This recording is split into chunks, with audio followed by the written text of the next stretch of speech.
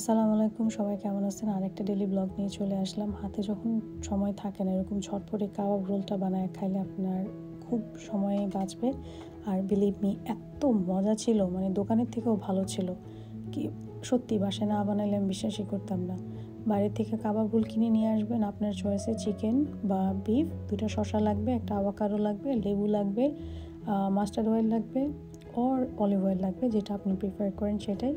তো একটু কুচি কুচি করে কেটে নেবেন সালাদগুলা।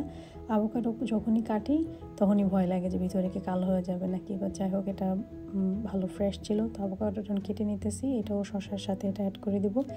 যখন আপনি মিক্স করবেন, চেষ্টা করবেন আভোকাডোটা একটু চামচটা দিয়ে একটু স্মুশ করতে, তাহলে একটু বেশি ক্রিমি হবে। আর একটু লেবু কেটে দিতেছি, ফ্রেশ লেবুটা দিতে চেষ্টা করবেন, তাহলে ফ্লেভারটাও ভালো আসে আর খাইতেও ভালো লাগে।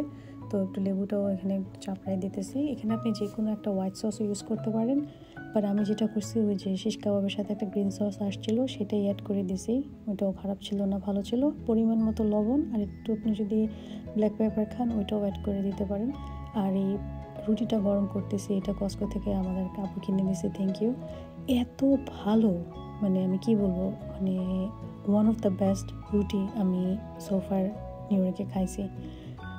পাতলা, নানের থেকেও বেটার, 2টা খাইলেও গিলটি ফিল লাগে না, কারণ পাতলা রুটি একদম, এটা আমি বলবো নানের থেকেও ভালো এরকম র্যাপ বা রোল বানাইতে গেলে। তো আমি একটা দোকান থেকে প্যাকেট সস ছিল, আমি সেটা এখানে স্প্রেড করে দিতেছি রুটিটার মধ্যে। বাট আপনি বাসায়ও বানাইতে পারেন এই সসটা। যা লাগবে, আপনার একটু কেচাপ লাগবে, একটু মেয়োনিজ লাগবে, একটু হট সস লাগবে, সব কিছু ভালো করে মিক্স করে এরকম করে স্প্রেড করতে পারেন। বা আপনার বাসায় যদি কোনো রেডিমেড সস থাকে, রেঞ্জ বা কিনা, ওইটাও আপনি দিতে পারেন। এখন আমি এই সালাডটার উপরে দিয়ে দিতেছি বেশি করে, কারণ একটা র্যাপই আমি খাবো, তো সালাডটা এখানে বেশি দিতেছি। কাবাব রোলটা একটু উপরে দিয়ে দেবো, রোল করবেন, ফোল্ড করবেন, কামড় দিয়ে খাবেন। That's it. Life is simple and easy. হুদাই মাঝে মাঝে টাকা নষ্ট করে বাইরে থেকে খাওয়ার কোনো মানে হয় না। ঘরেই অনেক মজার মজার খাওয়া বানানো যায়।